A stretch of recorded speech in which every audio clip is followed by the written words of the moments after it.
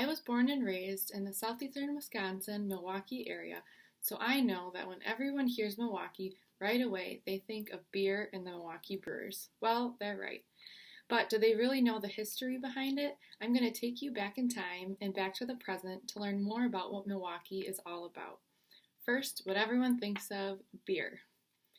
Brewing began in Wisconsin in the late 1830s. Before Milwaukee was officially a city, it had one tavern per every 40 residents. That's how in the late 1800s, Milwaukee became known as the beer town. Throughout the mid and late 19th century, the number of breweries in Wisconsin grew steadily. There were 160 breweries operating by the Civil War and more than 300 by the 1890s. Breweries were as much of a part of Wisconsin communities as churches and schools. They supplied steady employment to workers, brought grain from local farmers, who in return often fed brewery byproducts to their livestock, and they frequently sponsored community festivals, youth groups, and sports teams. The growth of breweries in Wisconsin was linked to the increased settlement of German immigrants in the state. Those Germans brought with them the knowledge of German breweries' techniques. Three famous brewers are Frederick Pabst, Frederick Miller, and Joseph Schlitz. Pabst Brewing Company, also you may know from Frederick Pabst. The history of the Pabst Brewing Company is traced to 1842 when Jacob Best Jr. and his brother Charles Best immigrated to America from Germany. Once they arrived in Milwaukee, they began a small vinegar works. By 1844, Jacob Best created the brewery of Best and Company with his four sons. Production in those days consisted of only 300 barrels per year. In 1850, Charles and Lawrence Best left the family business to start their own brewery, which they named the Plank Road Brewery. When Jacob Best Sr. retired in 1853, by 1859, Philip became the owner and changed the name to the Philip Best Brewing Company. Best's daughter Maria met Frederick Pabst in 1860 and they married 2 years later. In 1864, Pabst purchased a half interest in the brewing company for $21,057.05 and became vice president. After the marriage of Best's second daughter in 1866, her husband, Emil, also purchased the remaining half from Philip Best. Production of beer had reached 14,139 barrels by 1866. In 1869, Philip Best died. In 1873, the brewery was legally incorporated and capitalized at $300,000 with a production of 100,593 barrels per year. Pabst and Emil by that time had a good understanding for business and marketing. Philip Best Brewing Company was one of the first breweries to open itself for public tours. Emil died in July of 1888, leaving Pabst with complete control of his brewing and real estate empire. The company's name remained the same until March 12, 1889, when the name was officially changed to, as we know today, Pabst Brewing Company. On January 16, 1920, the United States had officially made it illegal to manufacture or sell alcohol, as we know as Prohibition. Milwaukee, famous for its breweries, was hit hard. Former brewers turned to producing cheese, malt syrup, candy, and yeast. The 1920s was also the era of crime, rebellion, and gangster. And what do you think the gangsters made their money from? Alcohol. The official end to Prohibition came in 1933. On March 22, 1933, an issue of the Milwaukee Sentinel printed news of our president, Franklin D. Roosevelt, signing the Beer and Wine Revenue Act, which made anything under 3.2% potency legal. Everyone was counting down the days until their favorite beverage could be brewed and sold in Milwaukee. As you can see in the photo on the first slide, workers were lining up at the breweries for jobs for the first time in 14 years.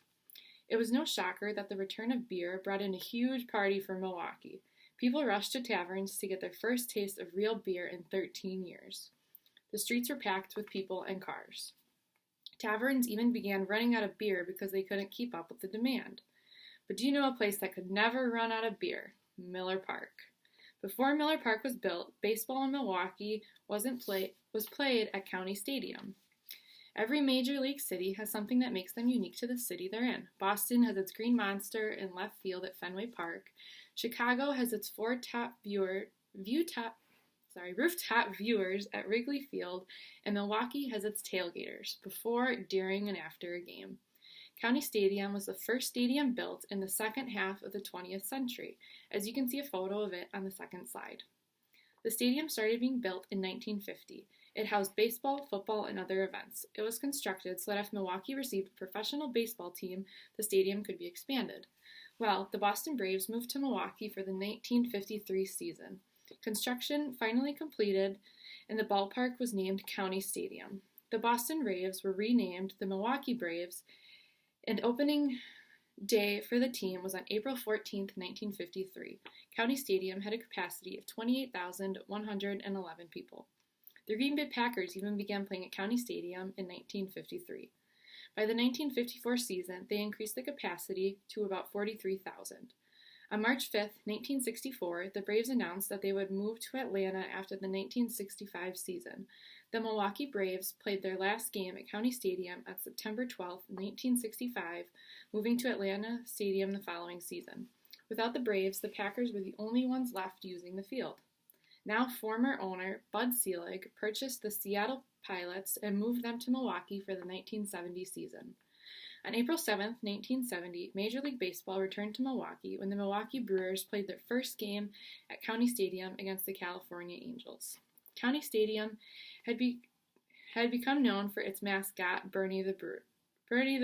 Bernie's slide was added in 1973 behind the bleachers in center field. In the 1970s, the stadium was enlarged to seat over 52,000 fans. The press box was remodeled and a new scoreboard was also installed. During the late 1980s, the Brewers began petitioning for a new ballpark. Well, they got it. Construction of their new ballpark, Miller Park, began building in 1996. The Brewers played their first game at County Stadium on September 28, 2000 against the Cincinnati Reds. The park was demolished the following winter and now is the site of a Little League baseball park. The Milwaukee Brewers were named for their city's association with the brewing industry, of course.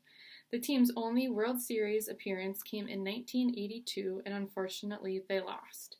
In 2011, the Brewers won the NLDS versus the Arizona Diamondbacks 3-2, but lost in the NLCS to the Cardinals 4-2.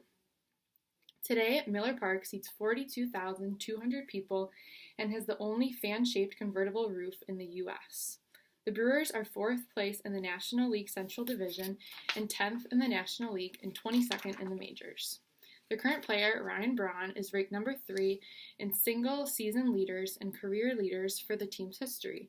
He was awarded the National League MVP in 2011, NL Rookie of the Year in 2007, and NL All-Star in 2008, 9, 10, 11, 12, and 15. I'm not saying I don't think baseball and beer are important, but there's also more to Milwaukee.